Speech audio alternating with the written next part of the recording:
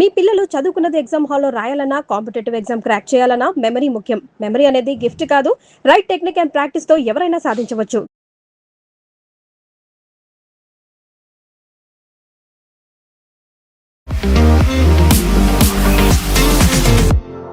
నమస్తే, నేను Kavitha. Welcome to iDream news and నిజాలు. ఇరాన్ ప్రజలు చీటర్స్, లయర్స్, వాళ్ళంటే నాకు ఇష్టం లేదు, వాళ్ళందరినీ ఒకే ఒక్క క్షణంలో లేపేయొచ్చు. కాకపోతే జరగాల్సినటువంటి శాంతి చర్చల్లో పాల్గొనాల్సినటువంటి ముఖ్యమైనటువంటి లీడర్స్ కొంతమంది ఉన్నారు కాబట్టి ఆ పని నేను ఇప్పుడు చెయ్యట్లేదు. ఈ మాటలన్నవి డొనాల్డ్ ట్రంప్ నాటో సమ్మిట్లో భాగంగా ఆయన చేశారు.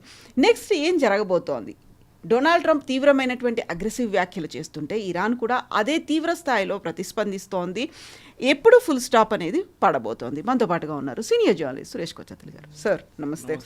సో ఒకవైపు ఇరాన్, మరోవైపు డొనాల్డ్ ట్రంప్ చాలా తీవ్రంగా స్టేట్మెంట్స్ అనేవి ఇస్తున్నాయి, హార్ష్ అండ్ అగ్రెసివ్. ఆ తర్వాత ఇమ్మీడియట్గా ఏదో జరగబోతోంది అనేది కనిపిస్తోంది. ఒకవైపు బాంబ్స్ అనేవి కురిపిస్తున్నారు, మరోవైపు జెట్లు, వార్ఫేరు, ఇవంతా కనిపిస్తోంది. అసలు ఏం జరుగుతోంది? అసలు మీకు గుర్తుండి నిన్న మనం పాడ్కాస్ట్ చేసినప్పుడు half way through the podcast నేను ఒక మాట అన్నాను. ట్రంప్ ఈ సమ్మిట్ నుంచి బయటకు వచ్చిన తర్వాత, నేటో సమ్మిట్ తర్వాత ఏదో ఒక పెద్ద జరగబోతుంది అన్నాను. బాంబులు మళ్ళీ పడతాయి అన్నాను. అదే జరిగింది. ఇప్పుడు జేడీ వాన్స్ దీనికి చాలా మంచి క్లియర్ ఎక్స్ప్లెనేషన్ ఇచ్చారు. ట్రంప్ మనకు తెలిసిందే, కమ్స్ అది ఇది అని చెప్పి తిట్టేశారు. నేను ఇదే ట్రంప్ని నిన్న ఒక కరెస్పాండెంట్ అక్కడ ప్రెస్ కాన్ఫరెన్స్లో అడిగారు, నేటో ప్రెస్ కాన్ఫరెన్స్లో, మీరే కదా 3 వారాల ముందు వాళ్ళు చాలా మంచోళ్ళు, వాళ్ళు చాలా తెలివితేటలు వాళ్ళు, వాళ్ళు ఎడ్యుకేటెడ్, వాళ్ళు స్మార్ట్ ఫెలోస్ అన్నారు, మరి ఇప్పుడు ఏమైందని అడిగారు. 3 వారాల్లో మారిపోయారా వాళ్ళు కంప్లీట్గా అని అడిగారు. దానికి ఆయన జవాబు లేదు. ట్రంప్ ఇదే. ట్రంప్కి బేసిక్ ప్రాబ్లం ఏంటంటే ఇప్పుడు జేడీ వ్యాన్స్ లాగా ఎక్స్ప్లెయిన్ చేయలేకపోతున్నాడు. జేడీ వ్యాన్స్ ఎక్స్ప్లెయిన్ చేశారు. ఏంటి? ఈ ఒప్పందంలో ఒక అగ్రిమెంట్ ఉండే 14 పాయింట్లో. ఒకటి, Iran will keep the strait of Hormuz open. Iran strait of హార్మూజ్ని ఓపెన్గా పెడతారు. దాని మీనింగ్ ఏంటంటే ఇరాన్ కంట్రోల్ చేస్తారా? లేదు కదా ఎక్కడ. కానీ జేడీ వాన్స్ అన్నారు ఏంటి, ఒక కండిషన్ దాంట్లో ఇంకోటి, మేము ఇరాన్ మీద ఉన్న బ్లాకేడ్ లిఫ్ట్ చేస్తాం. వాళ్ళు షిప్స్ పెట్టారు చూడండి బయట ఒమాన్, గల్ఫ్ ఆఫ్ ఒమాన్ దగ్గర, దాన్ని బ్లాకేడ్ లిఫ్ట్ చేస్తాం మేము. కండిషన్ ఏంటి? ఇరాన్ షిప్ల మీద, మిగతా షిప్ల మీద దాడి చేయకూడదు. ఇది మా నడిమిట్లో ఒక అన్రిటన్ అగ్రిమెంట్ ఉండే. కానీ ఇరాన్ ఏం చేస్తున్నారు? అదే షిప్ల మీద మళ్ళీ దాడి చేస్తున్నారు. రోజుకి ఒక షిప్ మీద, ఒకటి ఖతార్ వాళ్ళ షిప్, ఒకటి సౌదీ వాళ్ళది, ఒకటి బ్రిటిష్ వాళ్ళది. ఇది జరుగుతుంది. సో దీనికి జరుగుతున్నప్పుడు రెగ్యులర్గా ఏం జరుగుతుంది? ఫస్ట్ ఇరాన్ ఒక షిప్ మీద దాడి చేస్తారు. యుఎస్ వచ్చి ఇరాన్లో ఉన్న స్ట్రెయిట్ ఆఫ్ హార్మూజ్ దగ్గర ఉన్న కొన్ని అడ్డాలు, వాళ్ళ అడ్డాలు అంటారు చూడండి, వాళ్ళు ఎక్కడెక్కడ దాచుకున్నారో లోపల అక్కడ బాంబింగ్ వేస్తారు. అయిపోయింది. ప్రొపోర్షనేట్ రెస్పాన్స్ అంటారు దీన్ని. అంటే మీరు మా వైపు 2 మిసైల్ కొడితే మేము మీ వైపు 2 మిసైల్ కొడతాం, అంతే. ఇరాన్ చాలా హ్యాపీ. వాళ్ళకి తెలుసు వీళ్ళు రాబోతున్నారని చెప్పి అంతా ఖాళీ చేసి వెళ్ళిపోతారు అక్కడి నుంచి. కానీ ఇప్పుడు జరిగింది ఏంటంటే, ఈ 3వ షిప్ మీద అటాక్ జరిగిన తర్వాత ప్రెసిడెంట్ ట్రంప్కి తెలిసిపోయింది ఈ గేమ్ మారిపోయిందని. ఇప్పుడు డిస్ప్రపోర్షనేట్ రెస్పాన్స్ చెప్తున్నారు. 80 సైట్ల మీద దాడి చేశారు నిన్న. 80 సైట్స్ మీద. ఫస్ట్ దట్ ఈస్ నిన్న రాత్రి కాదు, మొన్న రాత్రి. నిన్నటిది కౌంట్ ఇంకా రాలేదు ఎన్ని అయినాయని చెప్పేసి. కానీ చాలా నిన్న బండర్ అబ్బాస్ మీద నిన్న దాడి చేశారు. బందర్ అబ్బాస్ అంటే వాళ్ళ అన్నిటికంటే పెద్ద పోర్ట్ ఇరాన్ది, అండ్ చాలా crucial port, import and export రెండింటికి. అది కాకుండా మొన్న రాత్రి ఖర్గ్ ఐలాండ్ మీద దాడి చేశారు. అండ్ ప్రెసిడెంట్ ట్రంప్ చాలా క్లియర్గా చెప్పాను వాళ్ళకి, పైప్ లైన్ కొట్టకూడదు, మిగతా ఏమైనా కొట్టేసుకుంటాను. కొట్టేశారు. మోస్ట్లీ ఆర్మీ కాలం ఉండొచ్చు. ఇప్పుడు ఏం చేయబోతున్నారని మీరు అడిగిన ప్రశ్న, ప్రెసిడెంట్ ట్రంప్కి ఇప్పుడు చాలా క్లియర్గా తెలిసిపోయింది ఈ చర్చలంతా ఇట్స్ యూజ్లెస్ టైం అని చెప్పారు కూడా. Waste of time. ఇప్పుడే తెలిసిందా మీకు వేస్ట్ ఆఫ్ టైం అని? ఈ పాకిస్తాన్ ముందు నుంచే వీళ్ళని ఒట్టిగా, లిటరలీ నేను ఎన్నోసారి ట్వీట్ కూడా చేసింది, they made a fool of Trump. Okay, అంత బాగా నడుస్తున్నప్పుడు Azeem Munir is a great friend అన్నాడు. ఇప్పుడు చూడండి అజీమ్ మునీర్ని ఎట్లా తిడతారు. యూ వేస్టెడ్ మై టైం అంటే. వీళ్ళంతే. మనం ముందు కూడా చెప్పాము ఏంటి చర్చలు. ఫస్ట్ ఆఫ్ ఆల్ ఇరాన్ ఏ ఒప్పందానికి రారు. Let us be very clear about it. JCPO చేయడానికే వాళ్ళు 2 సంవత్సరాలు తీసుకున్నారు. ఏది ఒక్క పాయింట్, ఈ 14 పాయింట్లో ఒక్క పాయింట్ని వాళ్ళు చర్చించడానికి 2 సంవత్సరాలు తీసుకున్నారు అగ్రిమెంట్కి రావడానికి. ఈ 14 పాయింట్ చేయాలంటే ఎన్ని సంవత్సరాలు చేయాలి మీరు? సో దీంట్లోనే మెయిన్ పాయింట్స్ ఒకటి ఏంటంటే, ఇజ్రాయెల్ లెబనాన్లో దాడులు చేయకూడదు. దాని మీద ఇరాన్ అప్పుడప్పుడు మళ్ళీ రిమైండ్ చేస్తుంటే వైలేషన్ ఆఫ్ సీజ్ ఫైర్ అని. అది ఎందుకు వచ్చింది? పాకిస్తాన్ అది ఎందుకు తీసుకొచ్చారు ఆ స్టేట్మెంట్ని? యుఎస్ ఎందుకు అంగీకరించారు? అప్పుడే నెతన్యాహు చెప్పారు, ఎక్కడో ఉన్న జాగ్రఫీ, ఇజ్రాయెల్ అక్కడ ఉంది, లెబనాన్ అక్కడ ఉంది, ఇరాన్ ఇటువైపు ఉంది, మీకు దానికి సంబంధం ఏంటి? కాదు, లెబనాన్లో ఉన్న మా రెసిస్టెన్స్ ఫైటర్స్ మీద అంటే మీ terrorist. They are not resistance fighter, they are terrorist. Hezbollah 40 సంవత్సరాలు మేము వాళ్ళతో పోరాటం చేస్తున్నాం. Just like Hamas in Gaza, just like Houthis in Yemen. వీళ్ళందరూ మొన్న ఈ సెరమనీ జరిగినప్పుడు వీళ్ళందరూ వచ్చారు. హెజ్బుల్లా వాళ్ళు వచ్చారు, హూతీ వాళ్ళు వచ్చారు, and of course Hamas leaders కూడా వచ్చారు. హమాస్ లీడర్స్ ఖత్తర్ నుంచి వచ్చారు, వాళ్ళందరూ అక్కడ కూర్చుంటారు. ఈవెన్ హూతీ లీడర్స్ కూడా అక్కడ ఖత్తర్లో ఉన్నారు చాలామంది. ఇప్పుడు ప్రెసిడెంట్ ట్రంప్కి చాలా క్లియర్గా తెలిసిపోయింది, this is all a sheer waste of time. అని అదే అడిగారు, ఖత్తర్ నెగోషియేట్ చేస్తున్నారు ఆన్ బిహాఫ్ ఆఫ్ వీల్. నెగోషియేట్ చేస్తున్నప్పుడు మీరేంటి ఖత్తర్ మీద దాడి చేస్తారా? ఖత్తర్ వాళ్ళకి ఎల్ఎన్జీ షిప్ మీద దాడి చేశారు. అండ్ ఖత్తర్ కూడా పిచ్చి పట్టేసింది, వాళ్ళు కూడా అన్నారు దిస్ ఇస్ రిడిక్యులస్, మా మీద చేస్తున్నారంటే, మేము కావాలని చెప్పి మా రిస్క్ పెట్టి మేము వచ్చి నెగోషియేట్ చేస్తుంటే మా మీద దాడి చేస్తున్నారండి. కవిత గారు, ఇప్పుడు బహుశా మీకు చెప్పుంటాను మొన్ననే, ఇరాన్లో 3 గ్రూప్స్ ఉన్నాయి ఇప్పుడు. చెప్పాను చూడండి, ఆర్మీ ఒకటి, ఐఆర్జీసీ ఒకటి, పొలిటీషియన్స్ ఒకటి, ముల్లాస్ ఒకటి. ఇప్పుడు ప్రాబ్లం ఏంటంటే ఈ ముల్లాస్ ఇప్పుడు కంట్రోల్ చేస్తున్నారు అన్ని, ఈవెన్ ఐఆర్జీసీని. సెరమనీ దాకా. సెరమనీ తర్వాత ఏం జరుగుతుందో తెలియదు.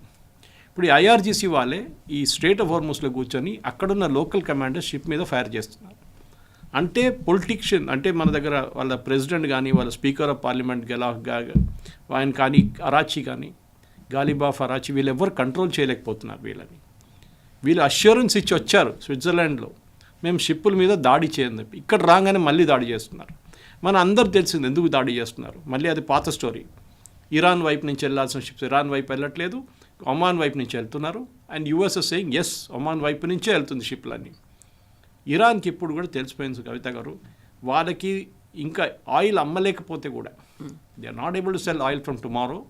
వాళ్ళకి టోల్ కలెక్షన్లో వాళ్ళకి కావాల్సిన డబ్బులు వచ్చేస్తుంది. ఏం చేయకుండా అక్కడ కూర్చొని ప్రతి షిప్ దగ్గర డబ్బులు తీసుకోవాలి. వాళ్ళేమో 2 మిలియన్ అంటున్నారు పర్ షిప్. ఓకే, అప్పుడు మీరు 2 మిలియన్ బ్యారెల్స్ తీసుకెళ్తే it is $1 per barrel, which is not a big thing. $60 తీసుకెళ్తే $61 అవుతుంది అంతే. కానీ షిప్పింగ్ కంపెనీస్కి తెలుసు, ఈ Saudi Arabia, Khattar, Bahrain, Kuwait కూడా తెలుసు ఈ ప్రాబ్లం ఏంటనేది. సో వాళ్ళు చాలా క్లియర్గా ట్రంప్ దగ్గర చెప్పారు, సారీ, ఇది అనుమతించకూడదు, this should not be agreed. ఇరాన్కి ఏమో అది కావాలి. ఇప్పుడు చూడండి ఏం జరిగింది. ప్రెసిడెంట్ ట్రంప్ అనౌన్స్ చేశారు 17 తారీఖు నుంచి, స్కాట్ బెసెంట్ ఉన్నాయి అక్కడ, ఆయన అనౌన్స్ చేశారు, US treasury secretary, that 17th of July, ఇంకా 7 రోజులు నుంచి ఇరాన్ ఇంటర్నేషనల్ లెవెల్లో ఆయిల్ అమ్మలేరు. అగైన్ బ్యాన్, పాత బ్యాన్ మళ్ళీ వచ్చేసింది. అప్పుడు ప్రాబ్లం ఏంటి, ఇప్పుడు ఇరాన్కి ఇప్పుడు అమ్మలేకపోతే వాళ్ళు న్యాచురల్లీ వాళ్ళు మళ్ళీ అటాక్స్ మొదలు పెడతారు. మళ్ళీ ఖత్తర్ మీద, కువైత్ మీద, బహ్రెయిన్ మీద మళ్ళీ దాడి చేస్తారు. ఇప్పుడు ఈ గల్ఫ్ నేషన్స్ అందరు కలిసి, అండ్ ఐఎమ్ నాట్ సర్ప్రైజ్ చూడండి కవిత గారు, ఇప్పుడు మనం ఇది రికార్డ్ చేసిన తర్వాత next week, possibly next Monday, Tuesday, ఈ గల్ఫ్ దేశాలు అన్నీ కలిసి ఒక డిసిషన్ తీసుకుంటారు. చాలా బోత్ ఓగే అంటారు హిందీలో, ఇది మేము సహించలేము, ఇంకా మేము అందరు కలిసి ఇరాన్ని అటాక్ చేస్తామని చెప్పి. నేను ఎప్పటి నుంచో అడుగుతున్నాను ఈ ప్రశ్న. వీళ్ళ దగ్గర పెద్ద పెద్ద F-16, F-14s, తర్వాత F-35 అన్నీ కొనుక్కుంటున్నారు. వీళ్ళు ఏం చేస్తున్నారు? వాట్ ఆర్ వాళ్ళ దగ్గర ఆర్మీ ఉందంటారు. ఏం చేశారు మీ ఆర్మీ? ఏం చేస్తున్నారు మీ ఎయిర్ ఫోర్స్? అట్లీస్ట్ యుఏఈ చేశారు ఈ మార్చ్లో, ఇది ఎక్కువ పబ్లిక్ డొమైన్లో రాలేదు. మార్చ్లో జరిగిన ఒక దాడిలో యుఏఈ ఎయిర్క్రాఫ్ట్ ఇరాన్ని అటాక్ చేశారు. యుఏఈ ఎయిర్ ఫోర్స్ వాళ్ళని ట్రైన్ చేసేది ఇజ్రాయలీస్ ఇచ్చిన ఇంటెలిజెన్స్ ప్రకారం యుఏఈ ఇరాన్ మీద దాడి చేశారు. దానికోసం ఇరాన్ రెగ్యులర్గా యుఏఈని అటాక్ చేస్తూ ఉంటారు, మీరు చూసుంటారు. ఇప్పుడు ఖత్తర్ మీద అటాక్ చేయట్లేదు, కానీ నిన్న జరిగింది అటాక్ ఒకటి. ఇప్పుడు అందరు కలిసి ప్రెసిడెంట్ ట్రంప్కి చెప్పారంట, this is too much, you go all out. ఇప్పుడు ప్రెసిడెంట్ ట్రంప్ ప్రాబ్లం ఏంటంటే కవిత గారు, ఆయన ఫుల్ యుద్ధానికి వెళ్ళారు, ఎందుకు చెప్పారు కూడా, ఆ ప్రెస్ కాన్ఫరెన్స్ చెప్పారు, is it going to be a full war? No, it is not going to be a full war, but we will hit them hard. అంటే ఇప్పుడు ఏం చేయబోతున్నారంటే, ఒకటి మెయిన్ ల్యాండ్లో ఎక్కువ బాంబింగ్ ఉండదు చెప్పారు ప్రెసిడెంట్ ట్రంప్. కావాలంటే నేను బ్రిడ్జ్లు లేపేస్తాను, ఎలక్ట్రిసిటీ పవర్ ప్లాంట్స్ తీసేస్తాను, ఈవెన్ డీసాలినేషన్ ప్లాంట్స్ కొట్టేస్తాను, కానీ ఇప్పుడు నేను చేయను. బట్ ఇప్పుడు ఏం చేయబోతున్నారంటే వాళ్ళు వెయిట్ చేస్తున్నారు నెక్స్ట్ షిప్ మీద దాడి చేయగానే మళ్ళీ ఇప్పుడు 80 కొట్టే చూడండి 160 పొజిషన్ మీద కొడతారు వాళ్ళు. దాని తర్వాత డబుల్ చేస్తారు దాన్ని. సో ఇరాన్లో ఉన్న ఆ స్ట్రెయిట్ ఆఫ్ హార్మూజ్ దగ్గర ఉన్న మొత్తం కోస్టల్ బ్యాటరీస్ అంటారు వీళ్ళు, డ్రోన్స్ ఉంచుకుంటారు, వీళ్ళు అండర్ గ్రౌండ్ మిసైల్ సైట్స్ ఉన్నాయి, ఇదంతా కొట్టేస్తారు, కంప్లీట్గా అమెరికా డిస్ట్రాయ్ చేసేస్తున్నారు. సో బహుశా ఇంకొక వారం లోపల వీరు ఫైరింగ్ ఆపకపోతే Iran it will be finished, దాంట్లో డౌట్ లేదు. కానీ మెయిన్ ల్యాండ్లో ఏం జరుగుతుంది, మన స్ట్రెయిట్ ఆఫ్ హార్మూజ్ గురించి మాట్లాడుతాం, మెయిన్ ల్యాండ్లో ఏం జరుగుతుంది, ఇరాన్ మీద ఏమైనా ఇంపాక్ట్ ఉంటుందా అని ఈ ఫ్యూనరల్ తర్వాత తెలుస్తుంది. ఫ్రైడే తర్వాత సాటర్డే సండే చాలా క్రూషియల్గా ఉండిపోతుంది, ఎందుకంటే వీళ్ళందరూ మళ్ళీ తిరిగి తెహరాన్కి వస్తారు. ఇప్పుడు వాళ్ళు నజాఫ్కి వెళ్ళారు, నజాఫ్ నుంచి వాళ్ళు కర్బలాకి వెళ్ళారు, కర్బలా నుంచి మషాద్కి వస్తారు. ఇప్పుడు మషాద్లో ఫ్యూనరల్ సెరమనీ అంతా రేపు అయిపోయిన తర్వాత they all come back by Saturday తర్వాత బాంబింగ్ మొదలైతే ప్రెసిడెంట్ ట్రంప్ లీడర్షిప్ని టార్గెట్ చేస్తారని చూడాల్సింది. ఎగ్జాక్ట్లీ. మా దగ్గర స్టీవ్ విట్కాఫ్ ఉన్నాడు, జారెడ్ కుష్నర్ ఉన్నారు, చాలా బాగా నెగోషియేట్ చేస్తున్నారు. మీ దగ్గర అసలు ఎవరున్నారు? మీ మనుషుల్ని మీరే చంపేసుకున్నారు, ఆల్మోస్ట్ 55,000 మందిని చంపుకున్నారు.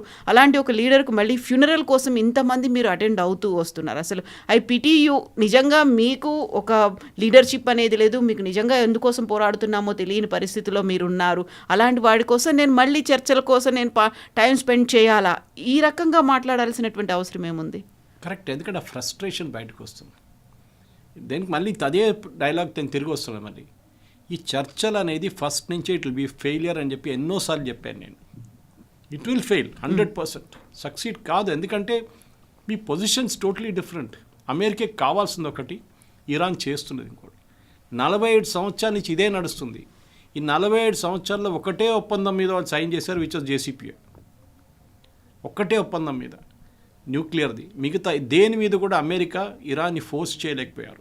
అది బిల్ క్లింటన్ టైం నుంచి ఉండొచ్చు, జార్జ్ బుష్ ఉండొచ్చు, ట్రంప్ ఫస్ట్ టర్మ్లో ఉండొచ్చు, బైడెన్ ఉండొచ్చు, దానికన్నా ముందు ఒబామా ఉండొచ్చు. నో అమెరికన్ ప్రెసిడెంట్ దీని మీద ప్రెషర్ తీసుకురాలేకపోతే. దానికోసం ట్రంప్ నేను చెప్తున్నా చూడండి, I'm the only American president who is doing this, ఇంకెవరు చేయట్లేదు. ప్రాబ్లం ఎక్కడ వచ్చిందంటే మొన్న నేటో సమ్మిట్లో మీరు చూసుంటారు కవిత గారు, మళ్ళీ గ్రీన్లాండ్ తీసుకొచ్చారు. It was not required at all. President Trump the mental state ఏదో ప్రాబ్లం ఉంది ఆయనకి. ఈ ఇష్యూ మొత్తం చాలా completely it is gone out of focus ఉన్నప్పుడు మళ్ళీ గ్రీన్లాండ్ తీసుకొచ్చారు. గ్రీన్లాండ్ డెన్మార్క్ది ఉండకూడదు, మాది ఉండాలి. ఎందుకు? అది అయిపోయింది కదా, ఇష్యూ సెటిల్డ్. మళ్ళీ తీసుకొచ్చారు. ఇప్పుడు ఏమైంది, యూరోపియన్ యూనియన్ రెడీగా ఉన్నారు బ్యాక్ చేయడానికి ట్రంప్ని. యుద్ధంలో మళ్ళీ వెళ్ళాలంటే లేకుంటే సపోర్ట్ చేయడానికి వాళ్ళు రెడీగా ఉన్నారు. వాళ్ళకి తెలిసిపోయింది మేము ట్రంప్ని సపోర్ట్ చేయకపోతే it will B America versus Iran. Israel ఇప్పుడు రావట్లేదు. ఇజ్రాయెల్ అన్నారు మాకు ఫుల్ ఫ్రీ హ్యాండ్ ఇస్తే మేము వచ్చి కొడతాం, మా ఒక చేయి వెనక కట్టేసి మా దగ్గర ఫైట్ చేయమంటే we will not do it. చాలా క్లియర్ ఇజ్రాయెల్ పొజిషన్.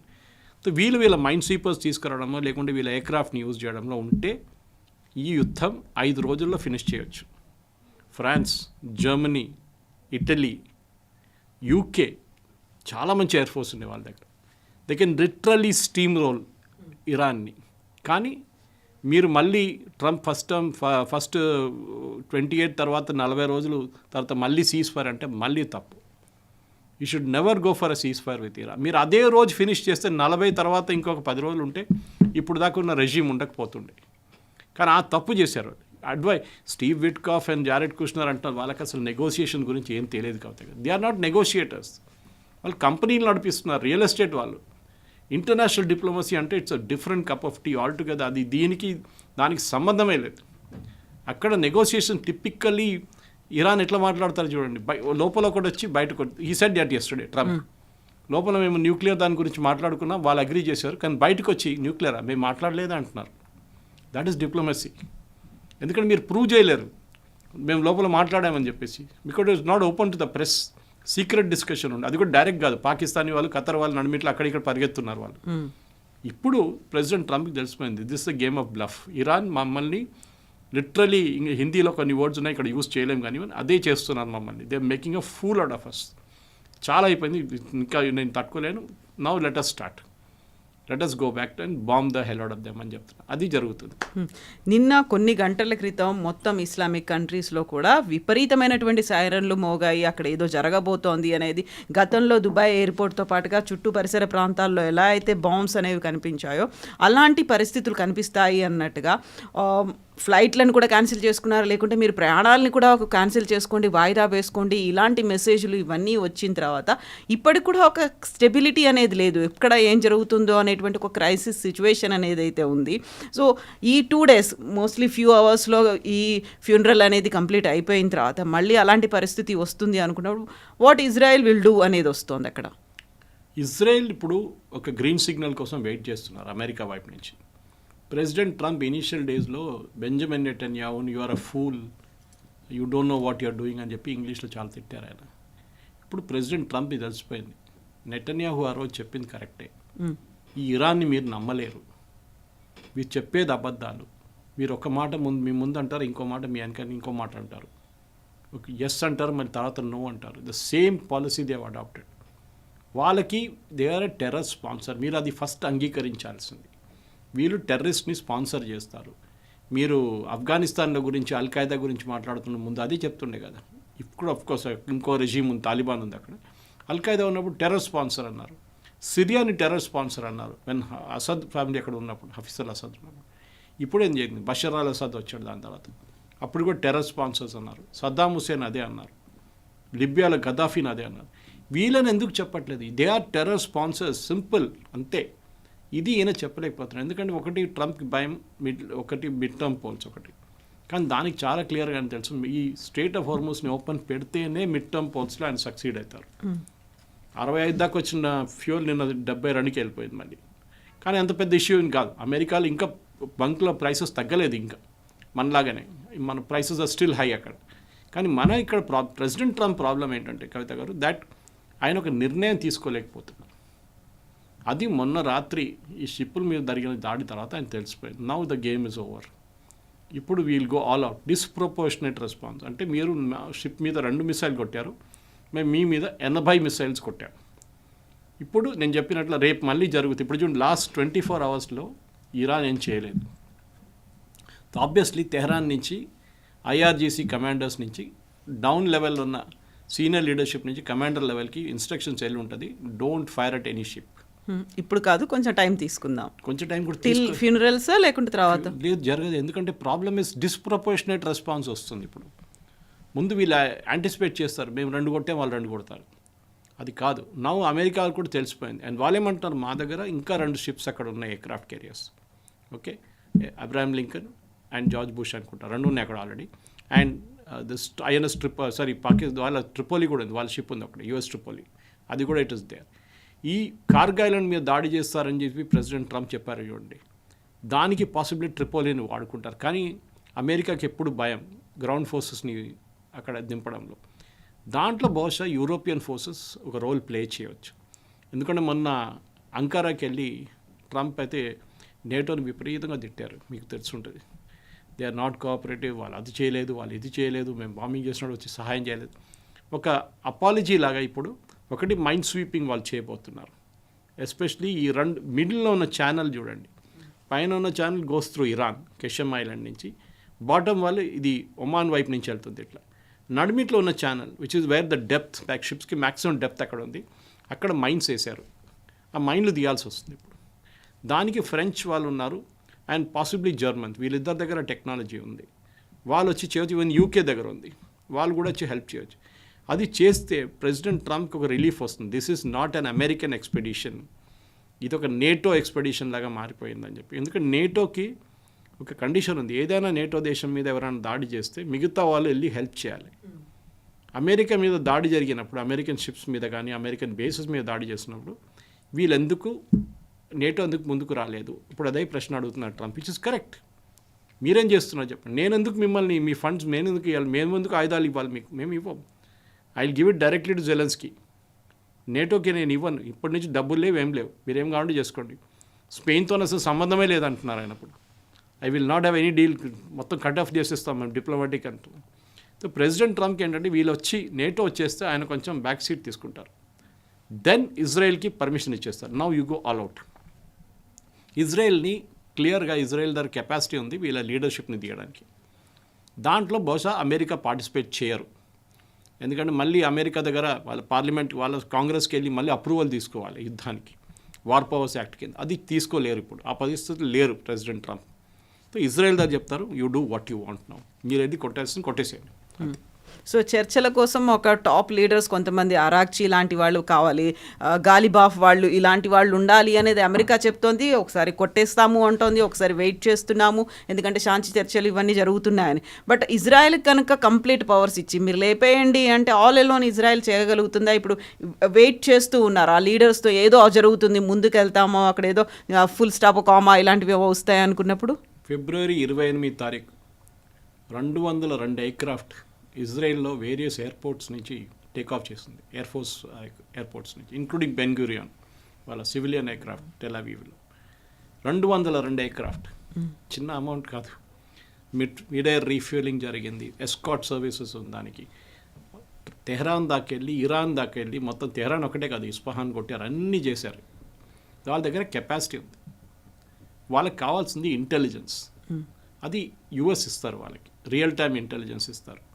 చూడండి ఈ లీడర్ ఇక్కడ ఉన్నాడు, ఇప్పుడు ఇక్కడి నుంచి ఇక్కడ మూవ్ అయ్యాడు, you guys concentrate only on the bombing, మేము మీకు ఇంటెలిజెన్స్ ఇస్తూ వెళ్తాము.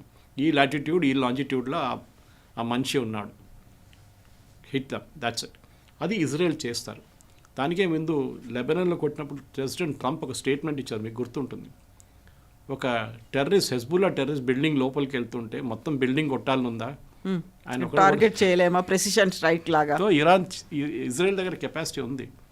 కానీ వాళ్ళు ఏమంటున్నారంటే ప్రతి బిల్డింగ్ దగ్గర బేరూట్లో ఒక సెల్లార్ ఉంది, ఆ సెల్లార్లో మొత్తం మిసైల్స్ ఉన్నాయి. మేము కొట్టినప్పుడు ఆ బిల్డింగ్ చూడండి ఎట్లా పేలింది, కింద నుంచి బ్లాస్ట్ అయింది అది, which mean the missiles are there at the bottom of the building అన్నమాట. యూజువల్లీ మనం పైనుంచి కొడుతున్నప్పుడు బిల్డింగ్ కొలాప్స్ అవుతుంది ఇట్లా, ఇది కింద నుంచి ఇంప్లోజన్ జరిగింది. సో అన్ని మిసైల్స్ కిందనే ఉంది. సో ఇజ్రాయెల్ దగ్గర కెపాసిటీ ఉంది, వాళ్ళు చేయొచ్చు.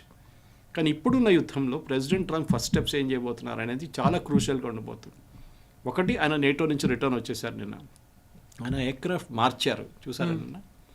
ఎయిర్ ఫోర్స్ 1, 2 ఎయిర్ ఫోర్స్ 1 ఉండే, ఒకటి ఖతార్ వాళ్ళు డొనేట్ చేసింది, దాంట్లో ఆయన అమెరికా నుంచి వచ్చారు అంకారాకి, టర్కీకి. కానీ రిటర్న్ వెళ్ళినప్పుడు ఆయన పాత ఎయిర్ ఫోర్స్ 1 వాడుకున్నారు. ఎందుకు అది అర్థం కావట్లేదు. మీడియా వాళ్ళు అడిగారు why did you change your aircraft, ఆయన రిప్లై ఇవ్వలేదు దానికి. బహుశా ఏదైనా ఆయన అన్నారు చూడండి, నన్ను లేపేస్తా అన్నారు Iran, I'm the target, death to America, death to Israel and of course kill Trump.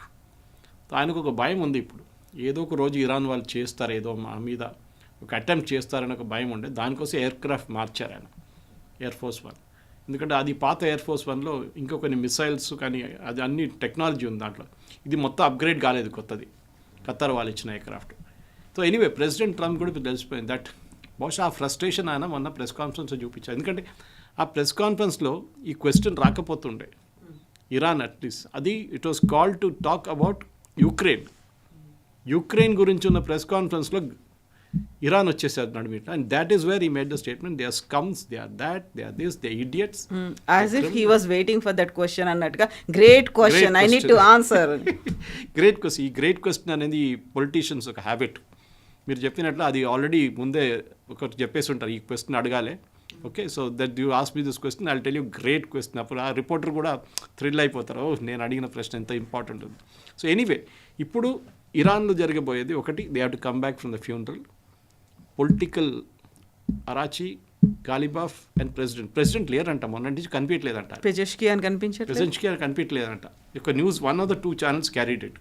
ఆయన ఫ్యూనరల్ తర్వాత ఆయన కనిపించట్లేదని చెప్పేసి, we don't know what really happened. And Mustafa Khamenei అసలే కనిపించట్లేదు. ఈవెన్ ఈ ఫ్యూ అవర్స్లో జరగబోయేటువంటి ఫ్యూనరల్లో అటెండ్ అవుతారా లేదా? ఎందుకంటే ఇప్పుడు ఇరాన్లో ఉన్న రిలీజియస్ స్ట్రక్చర్ ముల్లాల గురించి మాట్లాడించండి, 1/3 వాళ్ళే. దాంట్లో వాళ్ళ దగ్గర 24 మెంబర్లో 12 మెంబర్ గార్డియన్ కౌన్సిల్ ఒకటి ఉంటుంది. ఈ గార్డియన్ కౌన్సిల్లో 6 మంది ఈ అలీ ఖమేనీ వాళ్ళ సెలెక్ట్ చేశారు, అలీ ఖమేనీ సెలెక్ట్ చేశారు, నాట్ ముస్తఫా. కానీ ముస్తఫాని ఎన్నుకున్నది వీళ్ళు. Even it happened with his father. Mustafa father Ali Khamenei, Ayatollah Khamenei చనిపోయినప్పుడు ఆఫ్టర్ అయతోల్లా ఖమేనీ ఇంకొక లీడర్ ఉండే, నేను పేరు మర్చిపోయాను, he was suppose to be the next supreme leader. Select కూడా అయిపోయారు ఆయన ఆల్మోస్ట్. కానీ ఆయన ఏదో పొలిటికల్ స్టేట్మెంట్ ఇచ్చారు ఖమేనీ వ్యతిరేకంగా ఆయన చనిపోయే ముందు. That was held up as against him and ఆయన్ని పక్కన పెట్టేశారు వీళ్ళు. ఇన్ఫ్యాక్ట్ హౌస్ అరెస్ట్లు పెట్టేశారు. దాని తర్వాత అలీ ఖమేనీని నామినేట్ చేశారు. అప్పుడు కూడా ఆయన he was not the Ayatollah కాలేదు, గ్రాండ్ అయతోల్లా కావాలి, హీ వాజ్ నాట్. ఆయన అంత రిలీజియస్ లెవెల్ దాకా రాలేదు. చట్టం మార్చేశారు. మేము బహుశా చెప్పి ఉంటారు ఆ రోజు ఒకరోజు మీకు. సో చట్టం మార్చి ఇప్పుడు కూడా అదే జరగాలి. Is not the supreme leader technically. So ఇప్పుడు ఆయన లేరు అనుకోండి, రేపు న్యూస్ వచ్చింది బయటికి, అండ్ ఇజ్రాయెల్కి తెలుసు, ఇజ్రాయెల్కి తెలియనిది ఏం లేదు. They will know whether this fellows alive. క్లియర్గా చెప్పారు, ఎక్కడ కనిపిస్తే మేము అక్కడ కొడతామని, దాంట్లో డౌట్ లేదు. అండ్ నేను అదే చెప్పాను, not just Mustafa Khamenei, Araghchi, Pezeshkian and of course Ghalibaf, వీళ్ళని కూడా కొడతారు. వీళ్ళని కొడితే ఇరాన్ దగ్గర నెగోషియేటింగ్కి ఇంకో టీం లేరు. అండ్ ఎస్పెషల్లీ అరాచీ లాంటి ఎక్స్పీరియన్స్ ఉన్న వాళ్ళు. అరాచీ జేసీపీ అగ్రిమెంట్కి ఒబామాతోని 2015లో ఆయన నెగోషియేట్ చేశారు 11 సంవత్సరాల ముందు. ఈ was still in the power structure. అప్పుడు అంత ఎక్స్పీరియన్స్ ఉన్న వాళ్ళు వాళ్ళ దగ్గర లేరు. సో అదొక పెద్ద ప్రాబ్లం కాబోతుంది. బహుశా ఈ ఇంకా టాక్స్ లేదు, చెప్పేశారు ఆయన, ఎంఓయూ లేదు, అయిపోయిందని. పాకిస్తాన్ రోల్ లేదు, ఖతర్ వాళ్ళ రోల్ లేదు, ఏం లేదు. Now it's all out bombing అంతే. చూద్దాం. కానీ నాకు డౌట్ వస్తుంది ఏంటంటే, ప్రెసిడెంట్ ట్రంప్ ఈ స్టెప్ దాకా తీసుకుంటారా, లేకుంటే ఇంకా ముందుకెళ్తారా? ముందుకెళ్తే ఆయనకు రెస్ట్రిక్షన్స్ ఉన్నాయి. కానీ అమెరికాలో ప్రెసిడెంట్కి ఒక ఎమర్జెన్సీ పవర్స్ యాక్ట్ అని ఒక యాక్ట్ ఉంది. ఓకే, దాంట్లో ఆయన ఎక్స్ట్రాడినరీ సిచ్యువేషన్స్లో బాంబ్ చేయొచ్చు. అంటే ఆయన ఏమంటారు, అమెరికా మీద వీళ్ళు న్యూక్లియర్ బాంబ్ యూజ్ చేయబోతున్నారు ఇరాన్ అని చెప్పి ఏదో పుకారు లేపుతారు. న్యూక్లియర్ బాంబ్ లేదు, ఏం లేదు. తులసి గబార్డ్ చెప్పింది, ఆమె Pam Bondi also said that they have no nuclear bomb. Especially Tulsi Gabbard వాళ్ళ, she was the intelligence chief. కానీ ఇప్పుడు ఒక పుకారు అట్లా లేపుతారు, వీళ్ళ దగ్గర న్యూక్లియర్ బాంబ్ ఉంది, సో మేము వాళ్ళని అటాక్ చేయాల్సి వచ్చిందని. That will be first excuse. దాని తర్వాత స్ట్రెయిట్ ఆఫ్ హార్మోస్ని స్టెబిలైజ్ చేయడం ప్రెసిడెంట్ ట్రంప్కి నంబర్ 1 ప్రయారిటీ అది. ఇప్పుడు న్యూక్లియర్ బాంబ్ ఆయన మళ్ళీ పదే న్యూక్లియర్ బాంబ్ చెప్తున్నట్టు, కానీ that is not his priority. ఆయనకి స్ట్రెయిట్ ఆఫ్ హార్మోస్ ఓపెన్ పెట్టాలి, ఫ్యూయల్ ప్రైసెస్ కంట్రోల్లో పెట్టాలి యూఎస్లో, స్టాక్ మార్కెట్ బూమ్ కావాలి. ఈ 3 కండిషన్స్ ఆయనకు ఉందన్నమాట. అది బహుశా ఆయన చేయబోతున్నారు ఇప్పుడు. And that is what next 3 days 4 daysలో చాలా క్రూషియల్గా ఉండిపోతుంది. మళ్ళీ ఈ వీకెండ్ అనేది ఏదో ఒకటి జరగబోతోంది, దానికి సంబంధించినటువంటి సిగ్నల్స్, హింట్స్, స్టేట్మెంట్లు ఇవన్నీ చెప్తున్నాయి. అక్కడున్నటువంటి ప్రజలు, ఇరాన్లో ఉన్నటువంటి ప్రజలు అంతే అగ్రెసివ్గా నిరసనలో ప్రొటెస్టులు చేస్తున్నారు, కానీ అక్కడ ఉన్నటువంటి టాప్ లీడర్స్ మాత్రం మాట్లాడట్లేదు దీని గురించి. ఇరాన్ ప్రజలు అనేది, కవిత గారు, మొన్న ఫ్యూనరల్కి నేను బహుశా చెప్పాను కూడా, 0.5 million వచ్చి ఉంటారు ఫ్యూనరల్కి. ఇది తెహ్రాన్లో జరిగిన funerals 0.5 million. Iran population 90 million. 0.5 million of 90 million is nothing, not even 0.5%. Ayatollah Khomeini ఫ్యూనరల్కి 5 million వచ్చారు, 5 million పీపుల్కే.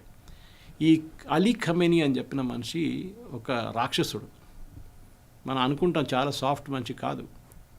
బహాయ్ కమ్యూనిటీ అని ఒక కమ్యూనిటీ అని చెప్పాను బహుశా నేను మీకు. బహాయ్ కమ్యూనిటీ మన ఇండియాలో ఉన్నారు, చాలామంది పారిపోయి భారతదేశానికి వచ్చారు.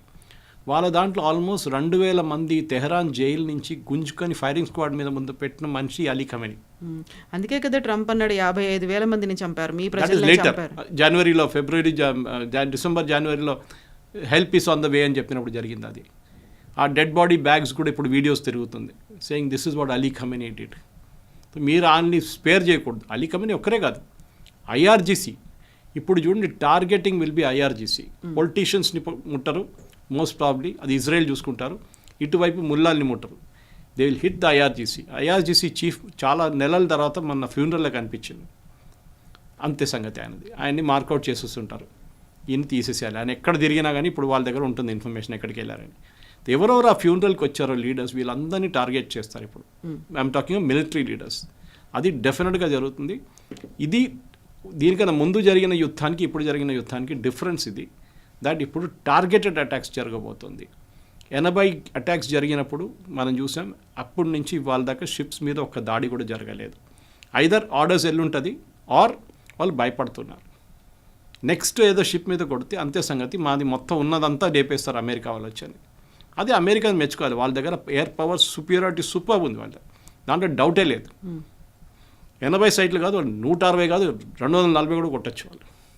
కానీ గల్ఫ్ దేశాలు, మీరు చెప్పిన ప్రాబ్లం అక్కడ ఉంది. ఖతర్ కానీ, యుఏఈ కానీ, బహ్రెయిన్, కువైత్, ఈ దేశాలు ఓకే, వాళ్ళ రియాక్షన్, ఈవెన్ సౌదీ అరేబియా, వాళ్ళ రియాక్షన్ ఏముండబోతుంది. వాళ్ళ మీద మళ్ళీ దాడి చేస్తే వాళ్ళేం చేస్తారు? ఎందుకంటే మీరు 10 మిసైల్ బహ్రెయిన్ మీద కొట్టారు. యుఎస్ 5th ఫ్లీట్ అక్కడ ఉంది, నేవీ, మిగతా అంతా ఎయిర్ ఫోర్స్ బేసెస్, మిగతా దేశాలన్నీ యుఏఈ అంతా. బహ్రెయిన్ దగ్గర నేవీ ఉంది. ఈ 5th ఫ్లీట్ మీద కొట్టినప్పుడు 10 డ్రోన్లు కొట్టిన 10 డ్రోన్లో 8 టార్గెట్కి వెళ్తుంది. అదే అమెరికా వాళ్ళు that destroy that in the air. మిగతా 2 సివిలియన్ పాపులేషన్ మీద వెళ్ళి పడుతుంది బహ్రెయిన్లో, అక్కడ డ్యామేజ్ జరుగుతుంది, అక్కడే ప్రాబ్లం వస్తుంది. సో అదే అంటున్నారు, మా ప్రజల మీద మీరు కొడుతున్నారు, బాంబు వేస్తున్నారు. ఖత్తర్ కూడా అదే అంటున్నారు, వై ఆర్ యూ బాంబింగ్ మీ, మేము ఏం తప్పు చేసామని చెప్పి. సో నవ్వు చాలా అయిపోయింది, ఇప్పుడు టూ మచ్ ఇది అని చెప్పి వీళ్ళు కూడా ఇప్పుడు అమెరికాతో దిగుతారు. Maybe not direct war, but indirectly definitely అమెరికాని సపోర్ట్ చేయబోతున్నారు ఈ గల్ఫ్ దేశాలు.